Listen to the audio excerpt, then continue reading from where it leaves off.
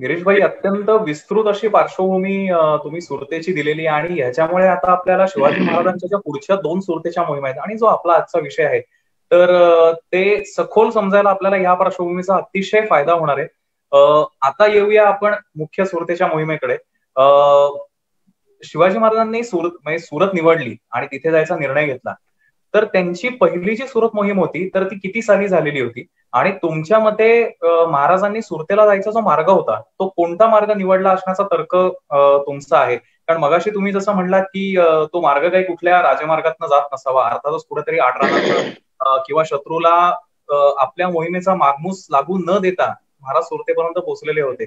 तर तुमच्या मते या मार्गाचा म्हणजे कुठला मार्ग हा असण्याची शक्यता आहे? तुमचा तर्क काय सांगतो? आता लूट मोहिमेचे मार्ग जे आहेत हे मी आधी आपल्याला सांगितलं त्याप्रमाणे ते गुप्त असले पाहिजेत, म्हणजे ते गुप्त राहिले पाहिजेत आणि मुळामध्ये ते राजमार्ग नसले पाहिजेत. हे चित्र मी आपल्याकरता एवढा करता निवडलंय की महाराज त्यांच्या मोहिमेवर निघालेत. त्याचं एक प्रसिद्ध चित्र आहे, ते अतिशय सर्वत्र वापरलं जातं म्हणून ते आपल्याला दाखवतो आहे. त्याचा अगदी सुरतेशी प्रत्यक्ष संबंध आहे असं नाही.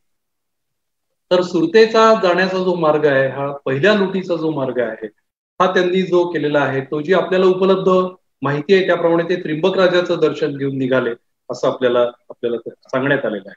तर त्यामुळे तो मार्ग आपल्याला त्याच्या ज्या इमेजेस आहेत त्या मी दाखवून आपल्याला करेन. पण तत्पूर्वी मला दोन गोष्टींचा उल्लेख आपल्याला करायला पाहिजे. तो म्हणजे रामनगर आणि जव्हारची जी कोळी राज्य आहेत त्याचा मी आपल्याला माहिती देणं मला त्या ठिकाणी आवश्यक वाटतं. कारण की लुटीचे येण्या जाण्याचे मार्ग आहेत हे 100 ते 150 किलोमीटरचे मार्ग आहेत हे या राज्यांमधनं जातात. आणि या ठिकाणी आपल्याला असं दिसेल की दोन्ही लुटींच्या वेळेस जाताना महाराज या राज्यांमधनं गेलेले आहेत, परंतु परत येताना मात्र त्यांनी ही राज्य टाळलेली आहे असं माझं मत आहे. ही दोन्ही राज्य जी आहेत त्याच्यामधलं एक राज्य जे आहे ते थोडंसं उत्तरेकडे आहे, म्हणजे ते सुरतेच्या सुरत पासून अगदी 50 किलोमीटर. आज रामनगर नावाचं कोणतं गाव कुठे होतं हे आपल्याला निश्चितपणाने काही माहित नाहीये, परंतु गणदेवी पासून जास्तीत जास्त 15-20 किलोमीटर पर्यंत जवळपास रामनगरची हद्द येत असावी असा माझा अंदाज आहे. आपण रामनगर आणि त्याचे नकाशे इथे घेऊ शकतो का ओंकार? तर ही दोन्ही राज्य जी आहेत त्यांना कोळी राज्य म्हटलं गेलं. म्हणजे काय कोळी राज्य याचा अर्थ आहे की त्या दोन्ही राज्यांमध्ये आदिवासी बहुल प्रजा आहे आणि ती आदिवासी कोळी आदिवासी आहेत आणि त्यामुळे त्याला कोळी राज्य असं म्हटलं गेलं. त्याच्यामध्ये रामनगरचं जे कोळी राज्य आहे याचा राजा सोमदेव हा त्या काळामध्ये आहे, सोमदेव पहिला म्हणून. आणि हे जरी कोळी राज्य असलं तरी ते कोळी राज्य प्रत्यक्षामध्ये त्याचा अधिपती जो आहे हा मात्र राजपूत होता आणि इसवी सन 1200च्या सुमाराला त्या घराण्याने हे राज्य स्थापन केलंय.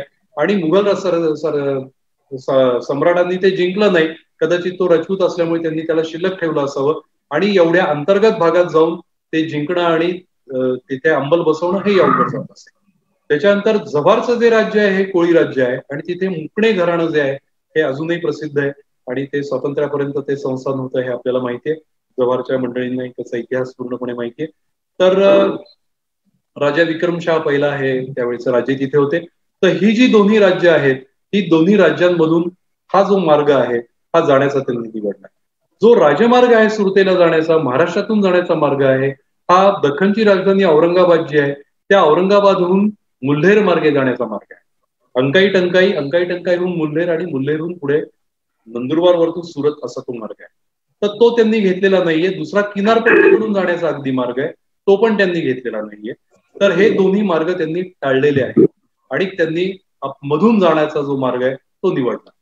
आता आपल्याकडे ज्या उपलब्ध पुरावे जे आहेत त्याच्यामध्ये शिवापूर यादी म्हणून जे आहे ते प्रसिद्ध आहे आणि शिवापूर यादीमध्ये त्यांनी सुरतेला प्रस्थान आणि त्रिंबकराज दर्शन अशा 2 तारखा आपल्याला त्याच्यामध्ये दिलेल्या आहेत. त्याच्यामध्ये सुरतेला प्रयाण जे आहे 6 डिसेंबर दिलाय आणि पुढची जी तारीख आहे सुरतेचं त्रिंबकराज दर्शन जी आहे ही तारीख जी आहे ही 13 डिसेंबर. या 13 डिसेंबर नंतरचा मधला जो कालावधी आहे, सॉरी 6 डिसेंबर नाहीये त्याच्या अगोदरची आहे ती तारीख, तर त्यामध्ये जवळजवळ 25 दिवसाचा कालावधी आहे आणि त्यामुळे त्यांनी त्रिंबकराज दर्शन जे आहे हे दर्शन हे त्यांनी 25 डिसेंबरला त्यांनी ते त्रिंबकराज दर्शन जे आहे ते घेतलेलं आहे. आणि त्यामुळे या 6 डिसेंबर ते 25 डिसेंबर ह्याच्यामधला जो कालावधी हा खूप मोठा आहे, हे मला आपल्याला सांगायचं आहे.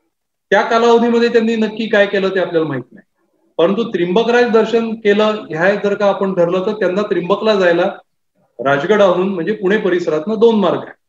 आणि ते मार्ग त्यांना कोणते असावेत त्यांचे, त्याच्यामध्ये मला जो मार्ग वाटतो माझ्या तर्कांनी तो पुणे पानशेतच्या पुढे लोणावळ्याच्या नंतर घाट उतरून येणे खाली, आणि घाट खाली उतरून आल्यानंतर कर्जत, मुरबाड, डोळखाम म्हणजे हा संपूर्ण कोकणाचा मार्ग आहे. इथे कुठल्याही राजसत्तेचा अंमल नाही विशेष करून असा, आणि त्यामुळे हा मार्ग संरक्षण दृष्ट्या अतिशय सोयीचा आहे. इथून पुढे गेल्यानंतर मार्ग एक घाट चढावा लागतो, आणि तो घाट म्हणजे चिंचली खैरचा जो आहे, तो चिंचलीचा जो घाट आहे तो चढून त्रिंगलवाडी किल्ल्याजवळ त्रिंबकला. यामध्ये त्यांनी गुलशनाबाद म्हणजे नाशिक जे आहे हे टाळलेलं असणार आहे असा माझा अंदाज आहे. ते टाळण्याचं कारण असे की ते ठिकाण जे आहे हे मुघलांच्या ताब्यामध्ये आहे.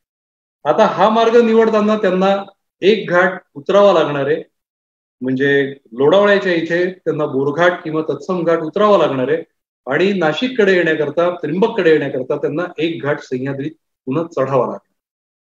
मग ह्याला पर्याय काय असू शकतो पुण्याहून त्रिंबकला जायला किंवा राजगडाहून त्रिंबकला जायला? तो म्हणजे घाटमाथ्यावरनं. घाटमाथ्यावरनं जाणं म्हणजे सर्वसाधारणपणे आताचा जो नाशिक पुणे रस्ता आहे, परंतु हा रस्ता हे घाट उतरणे आणि चढणे याच्यापेक्षा देखील त्या काळात अतिशय अवघड आहे.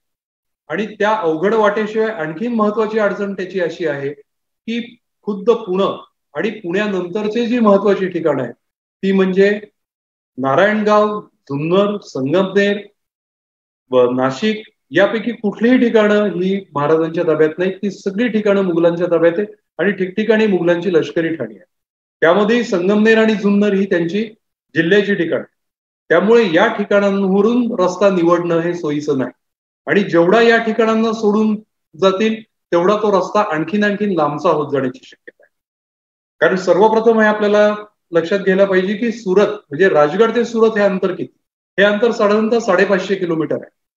तर त्यामुळे हे अंतर जर का कापायचं असेल तर ते एका टप्प्यात कधीच जाणं शक्य नाहीये. या ठिकाणी आपल्याला उपलब्ध पुरावा असं सांगतो की त्रिंबकराजाचं दर्शन घेतलं आणि ते गेले.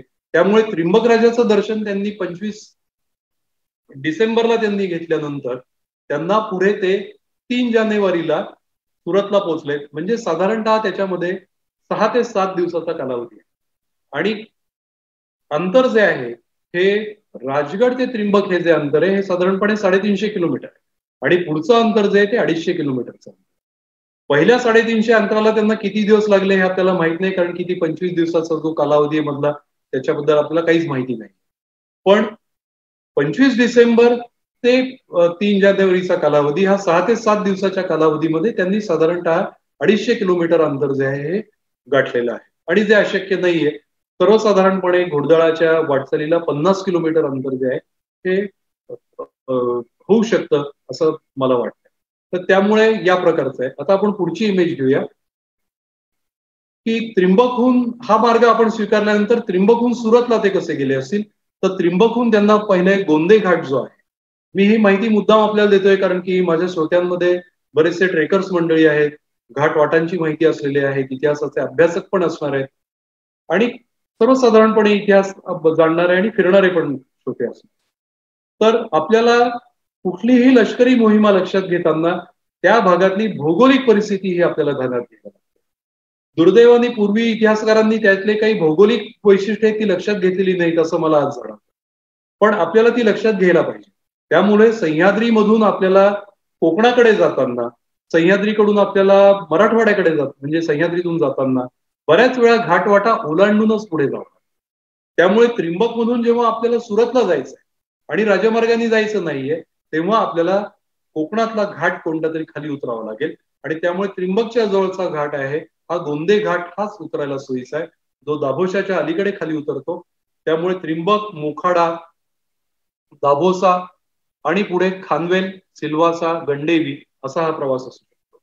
त्याच्यामधला मोखाड्यापर्यंतचा, दाभोशापर्यंतचा जो भाग आहे हा साधारणतः जव्हार संस्थांमधून असणार आहे, आणि खानवेल, सिल्वासा हा जो भाग आहे हा त्यावेळेच्या रामनगर संस्थानामधून, कारण की रामनगर संस्थानाचा भाग हा नंतर केंद्रशासित प्रदेशात गेलेला आहे. रामनगर संस्थानात पुढच्या काळात बराचसा भाग जो आहे हा धरमपूर संस्थानामध्ये आला आणि त्यांनी रामनगर हे संस्थानचं नाव टाकून त्यांनी 1850 नंतर 57 नंतर त्यांनी धरमपूर हे नाव घेतलेलं आहे.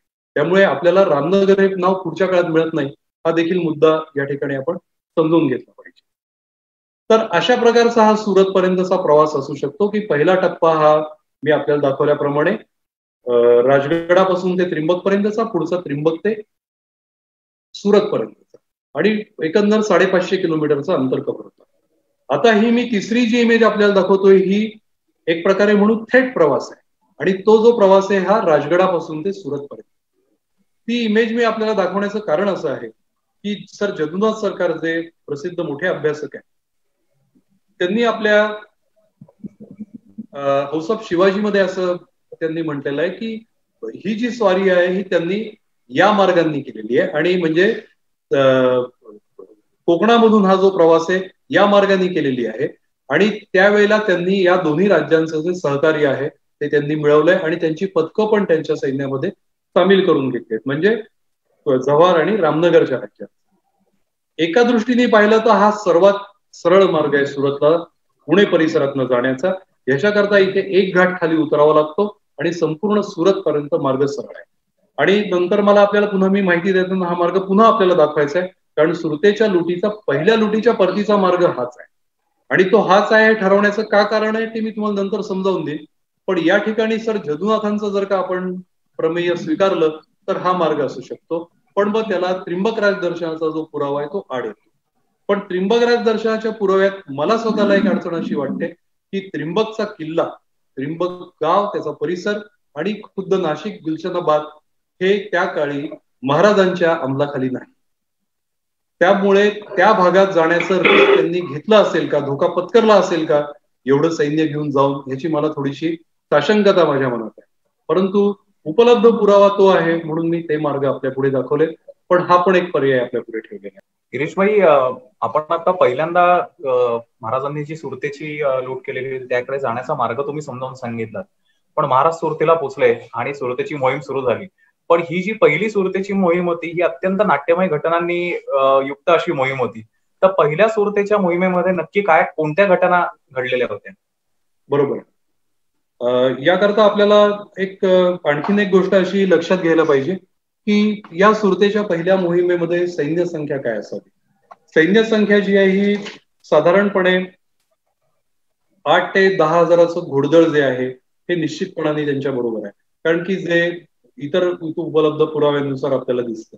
परंतु पायदळ देखील असण्याची शक्यता आहे आणि पायदळ पूर्ण मोहिमेत सुरुवातीपासून बरोबर असलंच पाहिजे असं गृहीत धरणे असं असण्याचं कारण नाही. पायदळ हे कुठून मधून सुद्धा एखाद वेळे सामील होत असेल. हे मला साल्हेरच्या लढाईवरून हे जास्त जाणवलेलं आहे की पायदळ हे त्या गंतव्य ठिकाणाच्या आजूबाजूच्या परिसरातून सुद्धा गोळा करून घेतलं जात असेल. ते अगदी सुरुवातीपासून बरोबर असण्याची गरज, पण घोडदळ जे आहे सुरुवातीपासून बरोबरच असणार आहे. आणि त्याचबरोबर मगाशी मी जो आपल्याला उल्लेख केला तो प्रत्येक स्वाराच्या बरोबर एक घोडा जादा असण्याची शक्यता आहे आणि ती जादा असण्याची शक्यता कारण त्याला पुरावे पण आहे की जो डचांनी प्रत्यक्ष दर्शनाचा पुरावा आहे पहिल्या लुटीचा, सभासद लुटीतलाही आहे. आणि आपण जर का इतर भागातल्या लुटी, जगातल्या लुटी किंवा मोहिमा बघितल्या विशेषतः मंगोलांच्या, तर मंगोल लोकांचे घोडे आणि मराठ्यांची जी भीमतडी गंगतडीची आपण तट्ट म्हणतो ते घोडे याच्यात खूप साम्य आहे. दोन्हींची क्षमता जी आहे साधारणतः 100 ते 150 किलो पर्यंत वाहून नेण्याची आहे. त्यांचे आकारमानही सारखं आहे आणि त्यांचा राकटपणा पण साधारणतः सारखा आहे. तर मंगोल लोक तर एका घोडेस्वाराबरोबर 2-2, 3-3, 4-4 घोडे त्याच्याबरोबर असतात. आपण जर का काउबॉय मूव्हीज बघितलेत अमेरिकेतलं तर इथे आपल्याला हे दिसेल की एका स्वाराबरोबर त्याच्या आणखीन लगामाबरोबर त्याच्या हातात आणखीन 3-4 घोडे त्याच्याबरोबर लगाम असतात. तर या प्रकारे आपल्या सैन्यांमध्ये असणारच आहे. त्यामुळे 8 ते 10 हजाराचं घोडेस्वाराचं घोडदळ जेव्हा असणार आहे तेव्हा जवळपास तेवढेच घोडे अधिक असण्याची शक्यता आहे. पायदळ मी आपल्याला सांगितल्याप्रमाणे 5 हजाराचं पायदळ असू शकतं. या पहिल्या मोहिमेमध्ये महाराजांबरोबर त्यांचे सेनापती म्हणजे सरनौबत नेताजी पालकर जे आहेत हे निश्चितपणाने त्यांच्याबरोबर आहेत. हे आपल्याला त्याची आपल्याला निश्चितपणाने माहिती आहे, कारण की सगळी जी नावं आहेत ही आपल्याला काही तत्कालीन मिळालेली आहेत अशा प्रकारचा असाचा भाग नाही. परंतु नंतर जी वडगावला लढाई झाली आहे त्याच्यामुळे आपल्याला जी आणखीन नावं मिळतात, त्याच्यात परसोजी महाडिक त्याच्यामध्ये आहेत, संताजी बोबडे त्याच्यामध्ये आहेत, ते घोडदळाचे अधिकारी असणार आहेत. आणि महत्वाची 2 नावं जे तिथे लढाई तिथल्या गेलेत वडगावच्या, त्याच्यात नारो बापूजी आणि चिमणाजी बापूजी मुदगल देशपांडे, ही पण नावं आपल्या पुढे आहेत. तर ही त्यांच्या बरोबर असणाऱ्यांची आपल्याला पुराव्यानिशी माहिती झालेली नाव आहे. त्याच्यापेक्षा बरोबर आणखीन महत्वाचे मोठे सरदार जे नेहमी होते ते असणारच आहेत. विशेषतः जे पायदळावरचे जे अधिकारी होते ते त्यांच्या बरोबर असणारच. या काळामध्ये सुरतेचा जो सुभेदार आहे हा कोण आहे हे आपण लक्षात घ्यायला पाहिजे. तो सुरतचा सुभेदार जो आहे हा इनायत खान नावाचा अधिकारी औरंगजेबाचा हा सुरतचा सुभेदार आहे. आणि गुजरात सुभ्याचा जो औरंगजेबाचा सुभेदार आहे त्याचं नाव महाबत खान असं आहे. महाबत खान हा देखील एक मोठा सुभेदार औरंगजेबाच्या किंवा मोठा मुघल उमराव आहे, मुघल मनसबदार आहे. त्यांच्या नोकरशाही मधला जो शब्द जो आहे तो जर का वापरायचा झाला तर या प्रकारे महाराजांचं जे सैन्य आहे हे सुरतमध्ये आपल्याला सुरतेकडे निघालं आणि सुरतला गेलं असं आपल्याला दिसतं. आणि त्यांचा वेग हा नेहमीपेक्षा खूप जास्त असला पाहिजे. आणि म्हणूनच मला पायदळाबद्दलच्या थोड्या शंका ज्या आहेत त्या तेवढ्या करायला आहे. कारण की पायदळ जर का बरोबर असेल तर सैन्याचा जो वेग आहे हा निश्चितपणे म्हणतात. आणि ज्या प्रकारे दौड मारलेली दिसते आपल्याला त्रिंबक ते सुरतची जी आहे किंवा वर्णनांवरतून जी आपल्याला दिसते त्या अर्थी घोडदळ प्रामुख्याने हे असलं पाहिजे.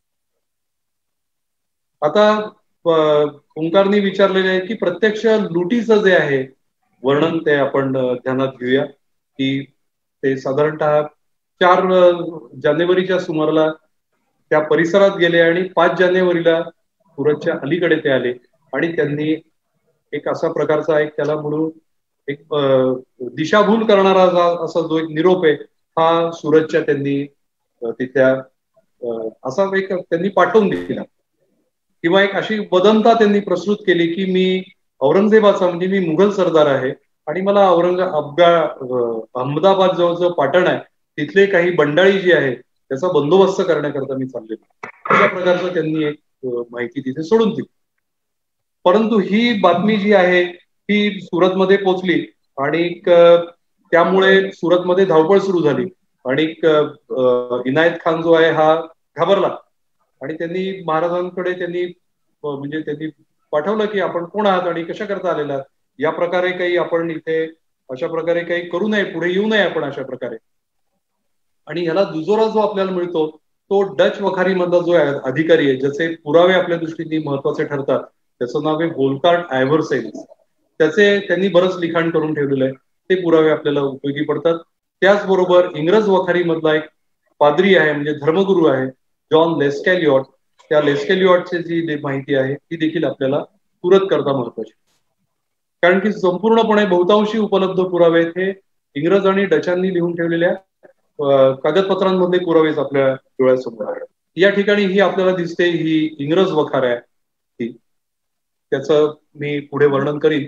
आणि ही इंग्रज वखार याला का म्हणतात हे आपण एक लक्षात घ्यायला पाहिजे की वखार हा त्याला वापरलेला शब्द आहे कारण की त्याला इंग्रजी प्रतिशब्द फॅक्टरी म्हटलेला आहे, परंतु वखार ही एक आपल्याला दिसते की गढीच आहे. ही उंच मजल्यांची अशी दुमजली एक इमारत आहे आणि या इमारतीमध्ये त्यावेळेचा जो त्यांचा जो संपूर्ण माल आहे त्याचं ते एक प्रकारचं गोदाम देखील आहे, गोडाऊन देखील आहे, वेअरहाऊस आहे. त्याचबरोबर तिथला जो प्रशासकीय कामकाज आहे तेही तिथून चालत आहे. तिथल्या अधिकारी वर्गामध्ये लष्करी अधिकारी पण आहेत किंवा शिपाई पण आहेत, खलाशी पण आहेत सुरत बंदर असल्यामुळे.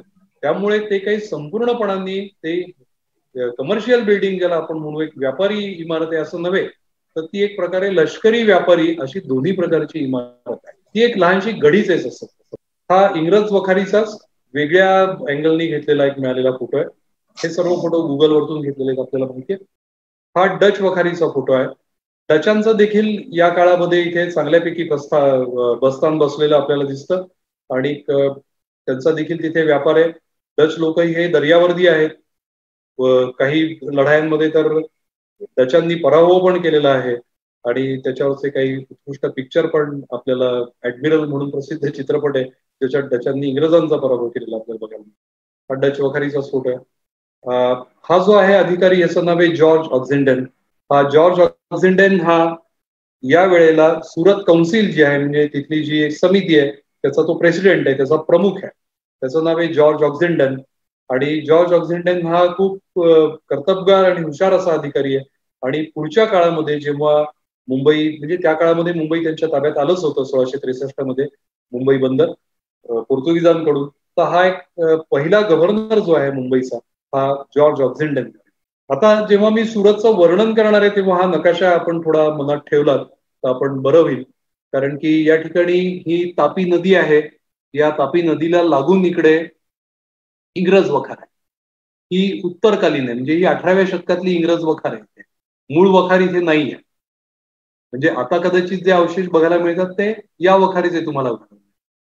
त्याच्यानंतर या ठिकाणी हे जे केंद्र म्हणूया शहराचं, या ठिकाणी इथे नवी सराई आहे, इथे मूळ इंग्रज वखार आहे, त्याला लागून ही हाजी बेग, हाजी जाहिद बेग त्याचं पूर्ण नाव आहे, त्या हाजी जाहिद बेगची इथे मोठी इमारत होती. पुढे ही जी आहे ही फ्रेंच फॅक्टरी आहे, इकडे चर्च आहे. आणि या फ्रेंच फॅक्टरीलाच लागून इकडे इथे ही दुसरी एक सराई आहे, ही नवी सराई आहे. जुनी सराई आपल्याला इथे दिसत नाहीये, तर त्यामुळे ती जुनी सराई देखील तिथे खूप महत्वाचं एक तिथे इमारत होती. तर मी आपल्याला मगाशी सांगितलं की 5 जानेवारीला महाराज आल्याची, आगमनाची त्यांच्या वार्ता गेली. महाराज हे उधनापाशी थांबले होते. उधना हे आता सुरत पासून 4-5 किलोमीटर आहे, परंतु त्यावेळी ते सुरत पासून जवळजवळ 7-8 किलोमीटर आहे. तर त्यामुळे तिथे येऊन त्यांनी जो निरोप पाठवला होता सुरतच्या सुभेदाराला, सुरतच्या सुभेदारांनी त्यांना दुसऱ्याशी निरोप पाठवला की आपण कोण आहात आणि अशा प्रकारे हे करू नका आणि आपण मला येऊन भेटा. त्याच्यावरती महाराजांचा क्षोभ झाला आणि त्यांना त्यांचा जो निरोप होता त्याच्यावरती महाराजांनी त्यांना धुडकावून लावलं आणि महाराजांनी आपल्याकडून एक वेगळा निरोप त्यांना पाठवला. आणि हा अत्यंत सुरतच्या लुटीच्या इतिहास, म्हणजे घटनाक्रमाच्या बाबतीतली महत्वाची बाब आहे.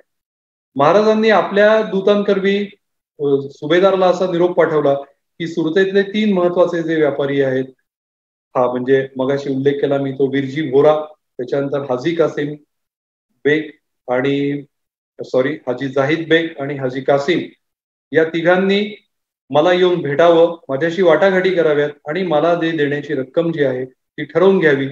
अशा प्रकारची रक्कम मला मिळाली तर मला तुम्हाला त्रास देण्यामध्ये कुठलाही स्वारस्य नाही. मात्र हे जर का मान्य नसेल तर आपल्या शहराला अग्नी आणि तलवारीला बळी पडावं लागेल. अशा प्रकारचा निरोप महाराजांनी त्यांना पाठवला. परंतु दुर्दैवाने व्यापाऱ्यांनी आणि सुभेदारांनी कोणीच या निरोपाची जी आहे ही गांभीर्याने दखल घेतलेली नाही. आणि व्यापारी जे आहेत हे जेवढं आपली चीज वस्तू घेऊन जाता येईल तेवढे ते तातडीने गेले आणि ते किल्ल्यामध्ये गेले. सुभेदार जो आहे हा, ज्याचा सुरत म्हणजे शहरामध्ये ज्याचं ठिकाण आहे, ठाणं आहे, त्यांनी ते सोडून तोही स्वतः किल्ल्यात जाऊन बसला आणि त्याची जी शिबंदी होती ती देखील किल्ल्यामध्येच. 1000 लोकांची शिबंदी त्यांनी तिथे ठेवणं अपेक्षित होतं. प्रत्यक्षामध्ये जेमतेम 250 लोकांची जी शिबंदी आहे तीच तिथे होती. तर अशा प्रकारे त्यामुळे सुरत शहर जे आहे हे पूर्णपणे एक प्रकारे वाऱ्यावरती सोडून दिलं. या काळामध्ये इंग्रज अधिकारी जो आहे म्हणजे जॉर्ज ऑक्झिंडन जो आहे, यांनी मात्र उत्तम प्रकारे तयारी सुरू केली आणि त्यांनी तिथे सुरुवातीला फक्त 50 इंग्रज आणि 50 भारतीय लोक होते. त्यांनी आणखीन जादा माणसं तिथे मागवून घेतली आपल्या मदतीसाठी, अर्थातच सुवालीहून, आणि ती घेतली. काही तोफा त्यांनी मागवून घेतल्या. त्या तोफा त्यांनी अशा रीतीने रचना केली, काही त्यांच्या वर ठेवल्या इमारतीच्या वर, काही दारामध्ये ठेवल्या, काही हाजी बेगच्या इमारतीच्या दिशेने ठेवल्या आणि अशा प्रकारे त्यांनी संपूर्णपणे आपली लढण्याची तयारी ठेवली. यानंतर त्यांनी एक महत्वाची बाब केली जी डोळ्यात आपल्या सर्वांच्या भरते. ऑक्झिंडननी केली. त्यांनी 100 गोरे आणि 100 हिंदी शिपायांना घेऊन त्यांनी सुरतेच्या महत्वाच्या शहरांमध्ये सवाद्य म्हणजे ट्रम्पेट आणि बँडच्या सहाय्यांनी रूट मार्च केला, संचलन केलं, सवाद्य संचलन केलं. आणि हे खरोखरी धाडसही होतं असं आपल्याला मान्य करावं लागतं. आणि त्यामुळे सुरतेच्या जनतेवरती त्याचा फार मोठा परिणाम झाला की ही लोक कोणाला घाबरत नाहीत आणि ही लोक जे आहेत ही धैर्याने उभी राहिलेली आहेत. आणि त्यावेळी त्यांनी दरपोक्ती पण केली की ह्याला किल्ल्याकडे उद्देशून की आम्ही तुला पण मदत करू शकतो वगैरे अशा प्रकारे. त्यामुळे ह्याच्या संचलनानंतर थोडासा हुरूप जो आहे हा ब्रिटिशांचा नक्कीच आणखीन वाढलेला आहे. त्यांनी डचांना पण विनंती केली, पण डचांनी मात्र याच्यात सहभाग नोंदवला नाही. त्यांनी सांगितलं की आम्ही लढायला तयार आहोत, पण आम्ही या संचलनामध्ये येणार नाही. आणि एकंदरीत इंग्रजांनी तिखट प्रतिकाराची तयारी सुरू. आता या ठिकाणी आपल्याला एक गोष्ट अशी लक्षात घ्यायला लागते की जी मजा लूट व्यवस्थापन या विषयामध्ये येते आणि त्याविषयीचे काही मुद्दे मी नंतर घ्यायचं असं ठरवलं, परंतु ते इथे सांगणं आवश्यक आहे की लूट करताना काही गोष्टी ज्या महत्वाच्या आहेत त्या अशा आहेत की लूट करताना ती कमीत कमी वेळामध्ये व्हायला पाहिजे. हे धोरण लूट करणाऱ्यांनी केलं पाहिजे. आणि त्यामुळे महाराजांना ब्रिटिशांशी काय किंवा डचांशी काय त्यांनी पंगा घेतलेला आपल्याला दिसतो. महाराजांचा उद्देश काय की सुरत शहराची लूट करणं आणि जेवढं जास्तीत जास्त धन आपल्याला कमीत कमी वेळात आणि कमीत कमी श्रमात मिळेल तेवढं आपल्या पदरात पाडणं. ब्रिटिशांशी पंगा घेऊन त्यांच्याशी दोन हात करणं आणि मी कसा शूर आहे दाखवून देणं ब्रिटिशांना, हा त्यांच्या मोहिमेचा मुळातच उद्देश नाही. आणि त्यामुळे त्यांनी त्याच्याकडे दुर्लक्षही केलेलं आहे हे आपल्याला लक्षात घ्यायला पाहिजे. ब्रिटिशांकडे, इंग्रजांकडे आणि डचांकडे दोघांकडे. त्याचबरोबर दुसरा त्याच्यातला मुद्दा असा आहे की त्यांना देखील या व्यापारी वर्गाची गरज होती भविष्य काळामध्ये. इंग्रजांची, डचांची, फ्रेंचांची सर्वांचीच गरज त्यांना पण होती. त्यामुळे एकदम त्यांच्याशी वाईटपणा घेऊन त्यांना आपल्या अगदी प्रतिकूल करून ठेवणं याही गोष्टीमध्ये व्यावहारिकपणा तोही मुद्दा होता. आणि तिसरा आणखीन महत्वाचा, कारण की आपल्या सर्वांच्या मनात अशी शंका उत्पन्न होईल की महाराजांनी प्रतिकार का केलेला नाही. तिसरा महत्वाचा मुद्दा असा आहे की ब्रिटिशांकडे अत्याधुनिक साधनं आहेत त्यावेळी. जे लोक तोफांचा व्यवहार करतात, तोफांचा आणि तोफगोळ्यांचा, त्यांच्याशी लढणं सोपं नाहीये. आणि त्याचबरोबर ते एका अशा स्ट्रक्चरमध्ये बसलेले आहेत, इमारतीमध्ये बसलेले आहेत की जिथून त्यांचं स्वतःचं संरक्षण करणं खूप सोपं आहे. लक्षात घ्या की महाराजांचे जे शिपाई आहेत सगळे हे सर्वत्र पसरलेले आहेत. ते किल्ल्यावर पण हल्ला करू शकत नाहीत कारण किल्ल्यावर तोफा आहेत. आणि ते ब्रिटिशांच्या या इमारतीवरही हल्ला करू शकले नाही, कारण की ज्या ठिकाणी 200 लोक आहेत ती जवळजवळ 5-10 हजार लोकांशी सामना करू शकतात जर का त्यांच्या हातात तोफखाना असेल. आणि हे आपल्याला किल्ल्यांनी ज्या प्रकारे लढे दिलेले आहेत, रामशेजचा लढा आहे, सल्लेरचा लढा आहे, अनेक किल्ल्यांचे लढे आहेत, त्याच्यावरून आपल्या हे लक्षात येईल. संस्कृत मधला एक प्रसिद्ध सुभाषित आहे जे मला अतिशय आवडतं की एका शतम योधयती दुर्गस्थो अस्त्र धरो यती. म्हणजे दुर्गाचा आश्रय केल्याने एक योद्धा 100 योद्ध्यांचा सामना करू शकतो. त्यामुळे इंग्रजांसारखी शिस्तबद्ध शिबंदी जर का असेल आणि ती अशा प्रकारच्या इमारतीमध्ये स्वतःला त्यांनी संरक्षण केलेलं असेल आणि ज्यांच्याकडे चांगल्या प्रकारच्या तोफा आणि तोफगोळे असतील तर त्यांच्याशी आपण होऊन त्यांच्याशी लढा पत्करणं हे काही व्यावहारीपणाचं, दूरदर्शीपणाचं लक्षण नव्हतं. आणि त्यामुळे महाराजांनी ते केलेलं नाही हे आपल्या लक्षात घेईल. आणि ते केलेलं नाही ते योग्यच आहे हे आपल्या लक्षात येईल. आता या ठिकाणी हे सर्व सैन्य जे आहे म्हणजे जे शिपाई आहेत त्याच्यामध्ये ते घोडदळाचेही असतील, पायदळाचेही असतील, खणणारे लोकही असतील, अनेक प्रकारचा जो त्याच्यामध्ये कर्मचारी वर्ग आहे त्याच्यामध्ये सामील झालेला आहे. ही सर्व लोक जी आहेत ही सुरतभर पसरली आहेत आणि सुरतमध्ये सगळीकडे धावपळ सुरू झाली आहे. घबराटीचं वातावरण पसरलेलं आहे. व्यापारी लोक आपली दुकानं बंद केलेली असणार आहेत. त्यांनी ज्यांना शक्य आहे त्यांनी किल्ल्याकडे पळ काढलेला आहे, ज्यांना शक्य नाही त्यांचं धन तिथेच आपल्या हातात. तर अशा प्रकारच्या धावपळीला, पळापळीला सुरतमध्ये सुरुवात झालेली आहे.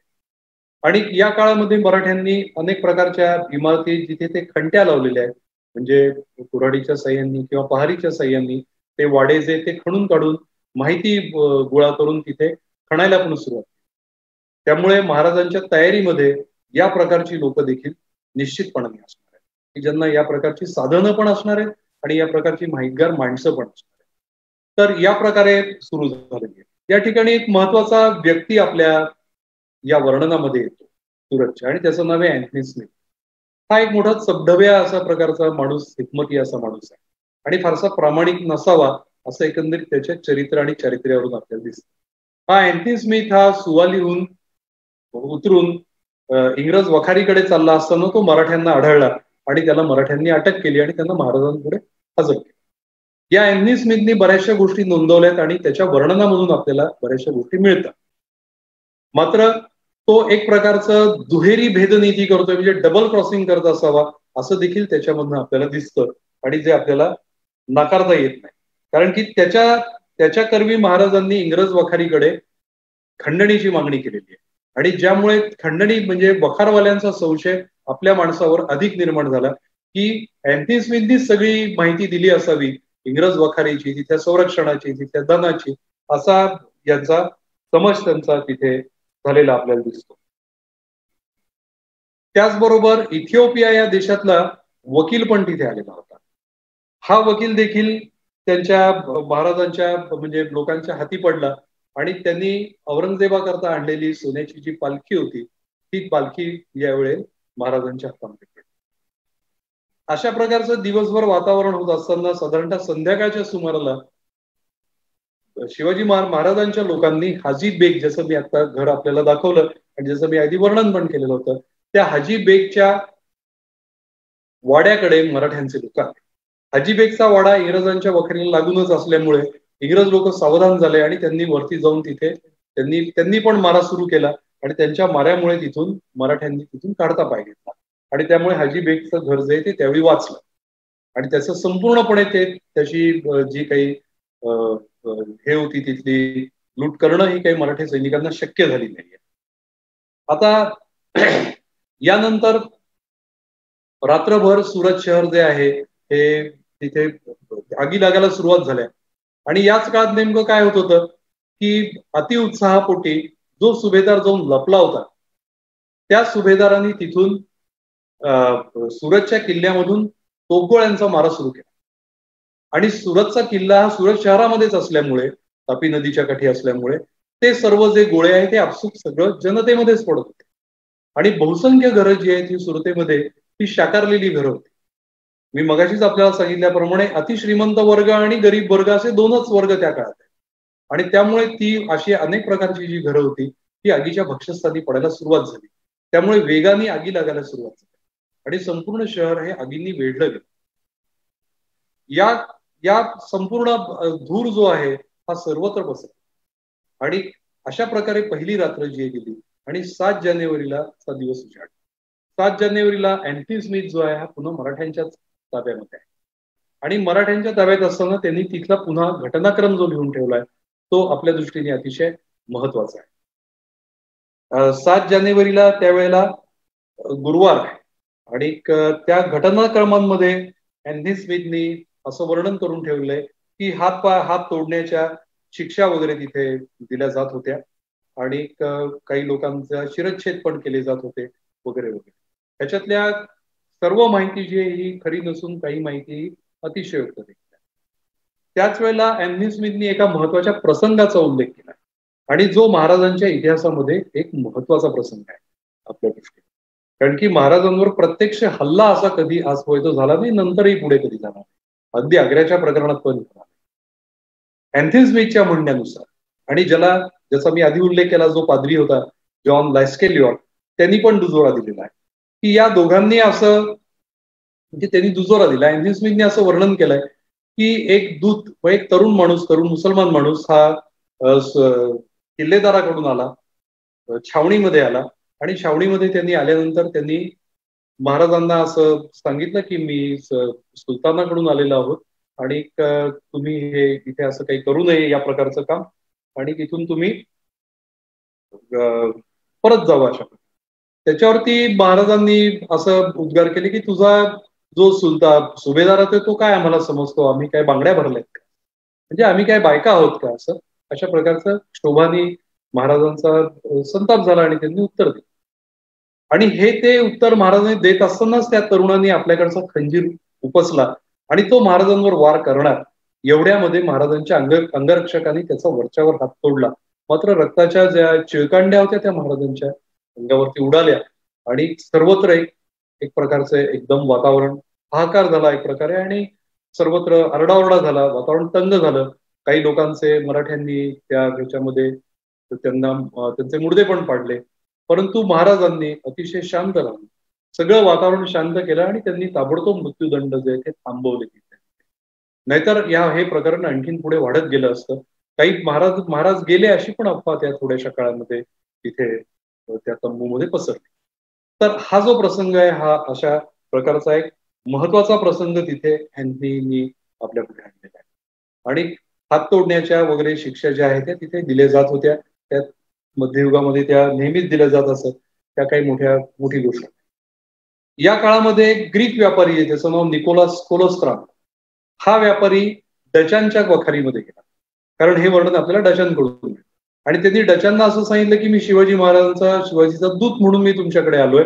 आणि त्यांनी असं सांगितलेलं आहे की शाह शुजा म्हणजे जो औरंगजेबाचा धाकटा भाऊ होता, त्यांनी हे शहर माझ्या म्हणजे शिवाजी महाराजांच्या हातात दिलंय उत्पन्नासाठी, तेव्हा तुम्ही मला ताबडतोब काही खंडणी पाठवा.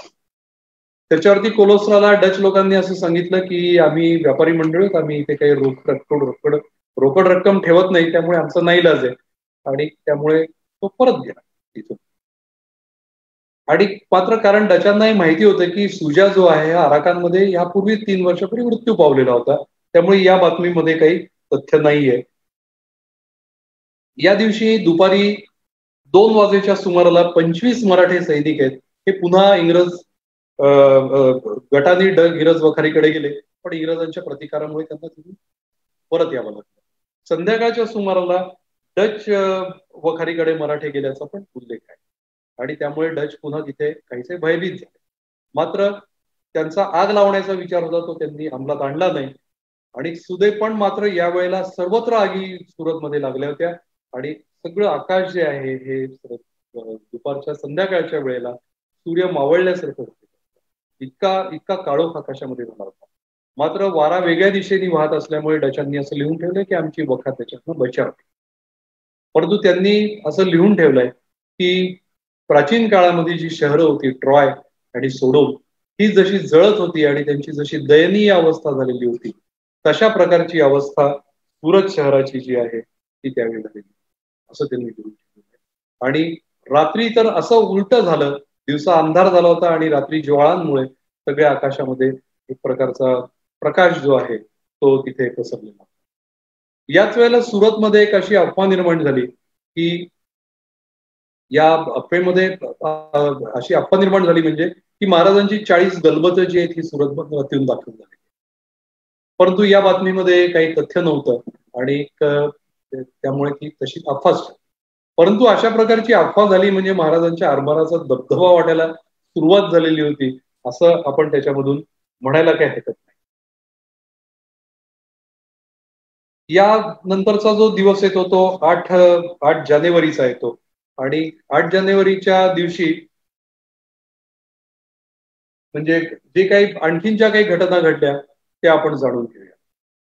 या दिवशी इंग्रज वखारीवरती मराठ्यांनी त्यांचा हल्ला यशस्वी झाल्यामुळे त्यांनी हाजी जाहिद बेगची जे वाडा आहे तो त्यांनी आपल्या ताब्यात घेतला आणि त्याची लूट पूर्णपणे त्यांनी केलेली आपल्याला दिसते. याच दिवशी एक डच शिपाई जो आहे हा फकीराच्या वेशामध्ये, तो हिंदू शिपाई आहे, तो म्हणजे डच गोरा शिपाई नाहीये, तो मराठ्यांच्या छावणीमध्ये गेला आणि त्यांनी महत्वाचं वर्णन आपल्याला तिथे दिलं. त्यांनी जे वर्णन लिहून ठेवलंय त्याप्रमाणे असं आहे की महाराज तिथे एकच फक्त तंबू होता, संपूर्ण छावणी जी होती उघड्यावरती होती आणि एकच तंबू होता तो महाराजांकरता होता. महाराज स्वतः तंबूमध्ये बसलेले नव्हते. महाराज बाहेर एका झाडाला काही कणात लावून त्याच्या आडोशाने बसलेले होते. आणि त्या ठिकाणी सर्व जे मजूर आहेत हे लुटीचा जो माल आहे हा तिथे आणून टाकत होते आणि तो महाराज तपासून घेत होते. त्यातलं सोनं नाणं ठेवून बाकीच्या गोष्टी ज्या आहेत त्या आपल्या शिपायांना देऊन टाकत होते. अशा प्रकारचं त्यांनी वर्णन केलं. तर हा खूप महत्वाचा उल्लेख आपल्या दृष्टीने मिळतो. आणि त्यांनीच त्या वर्णनात लिहून ठेवलंय की प्रत्येक घोडेस्वाराजवळ एक जादा घोडा असल्याचं पण तिथे त्याला आढळून आलेलं होतं. ही पण माहिती त्यांनी दिली आहे या ठिकाणी आपल्याला त्यांनी दिलेली आहे. याचबरोबर एक महत्वाचा मुद्दा जो आहे हा आपल्याला इथे लक्षात घ्यायला पाहिजे की महाराजांची जी छावणी आहे ही सुरत शहरापासून 4 ते 5 किलोमीटर अंतरावर, ही सुरत पासून जवळ नाही आहे. म्हणजे त्यांनी छावणी करताना देखील अशा ठिकाणी केलेली आहे की जर का काही कुठल्या प्रकारची कुमक सुरतपर्यंत येते असं जर का लक्षात आलं तर आपले सर्व जे काही आहे आपला सैन्य, आपलं जे घोडदळ आणि सर्व सामान आहे हे लवकरात लवकर आपल्याला तिथून घेऊन निघून जाता आलं पाहिजे. आणि त्याचबरोबर सुरतच्या तोफांच्या आणि इतर ह्याच्या कुठल्याही आगींच्या टप्प्यामध्ये आपण येणार नाही ह्याची पण त्यांनी अचूक काळजी घेतलेली आपल्याला. या काळात सुरतला तटबंदी नाहीये, त्यामुळे त्या भागातली तटबंदी नसलेली जी तिथली जी घरं आहेत ती देखील मराठ्यांनी आपल्या ताब्यात घेतली असावीत असा माझा अंदाज आहे. त्याच्या प्रकारची माहिती आपल्याला नाहीये. मगाशी मी उल्लेख आपल्याला केला त्याप्रमाणे इथिओपियाचा जो व्यापारी वकील होता त्याची सोन्याची पालखी जी आहे ती त्याच्या ताब्यात आहे. या ठिकाणी आपल्याला बिरजी व्होराकडे पुन्हा जायचं आहे, कारण की अलीकडच्या या 2 दिवसामध्ये म्हणजे 7 आणि 8 या 2 दिवसामध्ये किंवा 6, 7, 8 या 2-3 दिवसामध्ये बिरजी व्होरा हे मराठ्यांचं मुख्यतः त्यांचं लक्ष मुख्य टार्गेट होतं. आणि बिरजी व्होराच्या त्यांनी पूर्णपणे त्याचं जे वाडा होता तो पूर्णपणे त्यांनी लुटलेला आहे. आणि तो 80 लाखाचा धनी होता असं त्यावेळी लिहून ठेवलेलं आहे. आणि त्याच्याकडची जी लूट आहे ही किमान 7-8 लाख रुपयाची जरी लूट मराठ्यांना मिळाली असा इंग्रजांचा अंदाज आहे. आणि त्याच्यामध्ये 6 पिंप ही सोन्याने भरलेली आणि 28 शेर मोत्याच्या असलेली मोत्याची पोती ही देखील त्याच्याकडे सापडलेली होती. तर या प्रकारचा बिरजी व्होराचा जो उल्लेख आहे हा आपल्याला तिथे महत्वाचा जो उल्लेख आहे हा आपल्याला त्या ठिकाणी मिळतो. याच्यानंतर अँथनी स्मिथचं पुढे काय झालं हे पण आपण लक्षात घेऊया. या अँथनी स्मिथला नंतर म्हणजे या दिवशी म्हणजे त्याच्या आपल्याला 8 तारखेची आपण ही हकीकत बघतोय की तो महाराजांच्याच ताब्यात आहे आणि त्याला त्याचा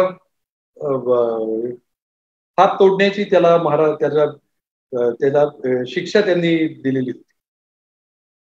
तर त्यांनी असं तिथे त्यांनी एक नाटक केलं असं त्यांनी स्वतः लिहून ठेवलंय की हात कशाला तुम्ही मला माझं शिरच माझं तोडून टाका अशा प्रकारे केलं. आणि कदाचित काही महाराजांना आणखीन कोणी सांगितलं किंवा आणि काय त्यांना वाटलं असावं त्यांनी ही जी त्याची शिक्षा होती ती थांबवली आणि त्याला शिक्षा न देता उलट त्याला आपला प्रतिनिधी म्हणून त्याला आणि इथिओपियाच्या वकिलाला पुन्हा त्यांनी ऑक्झिंडनकडे पाठवलं की माझ्या खंडणीचं काय, मला तुम्ही काही देव दिलेलं नाही, मला माझा नजराणा जो आहे तो मला मिळाला पाहिजे.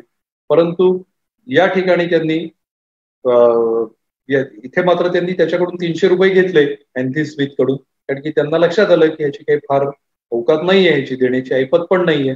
आणि तो तिथे गेल्यानंतर त्याला हेनरी ऑक्झिंडननी त्याला उभं केलं नाही आणि ऑक्झिंडननी महाराजांना असा निरोप म्हणजे त्यांना एक प्रकारे सांगितलं की मी लढण्याला तयार आहे आणि मी काही इथे तुमच्या ह्याला बळी म्हणजे तुमच्या दबावाला मी बळी पडत नाही अशी त्यांनी तिथे दिली. याच वेळेचं वर्णन जे अँथनी स्मिथचं केलंय महाराजांच्या छावणीचं, अँथनी स्मिथनी केलेलं वर्णन ते देखील आपल्या दृष्टीने महत्वाचं आहे. अँथनी स्मिथने असं सांगितलंय की हा जमाव जवळजवळ 10,000 लोकांचा म्हणजे सैनिक त्याच्यामध्ये होते आणि 300 हमाल तिथे ये जा करत होते आणि प्रत्येकाकडे 2-2 पिशव्या त्याच्याकडे होत्या. तर या प्रकारचं वर्णन त्यांनी देखील आपल्याला करून ठेवलेलं आपल्याला दिसतं. या प्रकरणामध्ये या ठिकाणी हा दिवस जो आहे हा संपतो आणि या ठिकाणी आपल्याला अँथनी स्मिथ जो आहे हा या चित्रातनं वेगळा होतो. 9 जानेवारीला महाराजांनी सुरतेहून आपल्या प्रयाणाला सुरुवात केलेली आपल्याला लक्षात येते. हे प्रयाण जे आहे सुरतेचं त्यांचं हे पुन्हा म्हणजे महाराष्ट्राच्या दिशेने म्हणजे दक्षिणेच्या दिशेने झालेलं आहे. त्याच्यामध्ये फादरनी त्या लेस्केलिऑटनी जे वर्णन केलंय त्याच्याप्रमाणे ते त्यांनी भडोच नदी ओलांडली आणि ते पुढे गेले आणि पहिल्या दिवशी ते एका रात्री त्यांनी सुरतेपासून काही अंतरावर मुक्काम केला आणि पहिला जो मुक्काम आहे त्यांचा हा साधारणतः 7 ते 8 कोसांवरती त्यांचा झाला. आणि त्यांनी भडोच नदी असं त्यांनी केला, तो उल्लेख चुकलेला आहे की मंडोला असं नदीचं ते नाव असलं पाहिजे कारण की ती सुरतेच्या दक्षिणेत आहे. पण इथे आपल्याला एक महत्वाचा मुद्दा मला आपल्या नजरेत आणून द्यायचा आहे की त्यांचा वेग जो आहे हा जाण्याच्या पेक्षा परतीचा वेग लगेचच मंदावलेला आपल्याला दिसतो कारण की लुटीचं सामान त्यांच्या बरोबर आहे. पहिल्या लुटीमध्ये बैल त्यांच्या बरोबर होते का नाही ह्याच्याबद्दल मला खात्री देता येत नाही, परंतु त्या डच हिंदू शिपाईंनी केलेल्या वर्णनाप्रमाणे तिथे बैल पण होते असा पण उल्लेख केलेला आहे. परंतु तो मला निश्चितपणाने खात्रीपूर्वक वाटत नाही. मात्र कारंजाची जी लूट आहे त्या लुटीमध्ये 4,000 बैलांचा उल्लेख आहे. त्यामुळे बैल बरोबर जर का असतील तर लुटीचा वेग हा आणखीन मंदावणार आहे आणि साधारणतः सर्वसाधारणपणे पुढचा वेग जो आहे हा दिवसाला 15 किलोमीटर पेक्षा जास्त पडणार नाही. तर या प्रकारचं जे आहे हा परतीचा जो प्रवास आहे हा महाराजांचा इथे सुरू झालेला आहे. या ठिकाणी आपण परतीच्या प्रवासाच्या आधी थोडस जी अगोदर माहिती मला द्यायला पाहिजे होती असं मला वाटतं, ती म्हणजे लूट व्यवस्थापनामधले जे काही मुद्दे आहेत की ज्याचा इमेज नाहीये ज्याच्याकरता, ते मी या ठिकाणी आपल्याला घेतो. कारण की अगोदर मी आपल्याला सांगितलंय की लूट जी घ्यायची आहे ही त्याची म्हणजे लूट कुठे करायची, त्याचं ऋतुमान काय असावं, त्याचे रूट काय असावेत हे मी सर्व आपल्याला सांगितलं. शहराची निवड काय करावी असावी हे पण आपल्याला सांगितलं. नंतरच्या तुलने काळात मी आपल्याला हे पण सांगितलंय की ही कमीत कमी वेळात ही लूट व्हायला पाहिजे आणि त्यावेळी दुसरा कुठलाही शत्रू अंगावर घ्यायला, कोणाशी पंगा घेतला नाही पाहिजे आणि त्याचबरोबर आपल्याला ती दुसरी कुठली मदत दुसरीकडची येणार नाही अशा काळात ती संपवायला पाहिजे याचं पण भान ठेवायला पाहिजे. तर ह्याच्यामध्ये महत्वाचा जो शब्द जर का मी वापरायचा झाला तर कुठे थांबायचं हे समजलं पाहिजे. त्यामुळे महाराजांनी या ठिकाणी थांबायचं ठरवलं. अधिक थांबायचं ठरवलं असतं तर सुरतेला येणारी जी मदत आहे ती तिथे आली असती आणि महाराजांचा जो कार्यभाग आहे तो बुडाला असता. या ठिकाणी मला लूट व्यवस्थापनामधल्या एका महत्वाच्या 2 मुद्द्यांकडे आपल्याला यायचंय. ते म्हणजे ही जी सगळी लुटीचा जो माल आहे हा ठेवायचा आहे कसा. आणि माझा अंदाज मी असा बांधलेला होता आणि मला नंतरच्या अभ्यासात पुस्तक लिहिण्याच्या बेतात जेव्हा मी आलो तेव्हा मला काही आणखीन उल्लेख सापडले. तर माझ्या असं मनात आलेलं होतं की यांनी कमीत कमी 15 ते 20 हजार 10 ते 15 हजार पिशव्या त्यांनी बरोबर नक्की नेलेल्या असल्या पाहिजे. पिशव्या का? कारण की धोंगटिया अशा शब्दाचा उल्लेख सभासद बखरीमध्ये आहे. सभासद बखर हे महत्वाचं साधन सुरतेच्या लुटीमध्ये आहे. परंतु सुरतेच्या लुटीचं दुसऱ्या लुटीचं वर्णन सभासद बखरीमध्ये आहे, पहिल्या लुटीचं नाही. पण दोन्ही लुटींना काही समान गोष्टी ज्या आहेत ज्या आपल्याला बखरीमधून मिळतात. त्याच्यामध्ये त्यांनी हमेण्या आणि धोंगटिया अशा 2 प्रकारच्या पिशव्यांचा उल्लेख केलेला आहे आणि त्या दोन्ही आपल्या दृष्टीने लुटीच्या व्यवस्थापनाच्या दृष्टीने महत्वाच्या आहेत.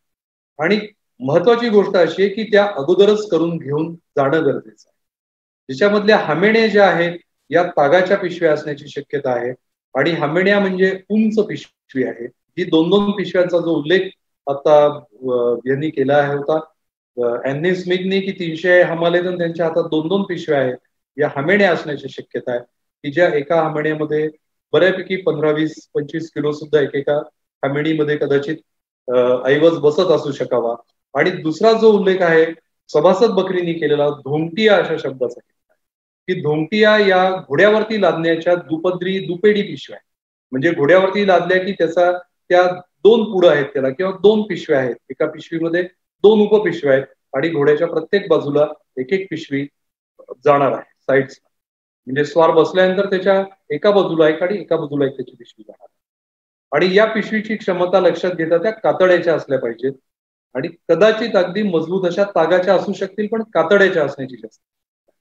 तर या पिशव्या देखील त्यांना कमीत कमी 10-15 हजार घ्याव्या लागतील असा माझा अंदाज होता.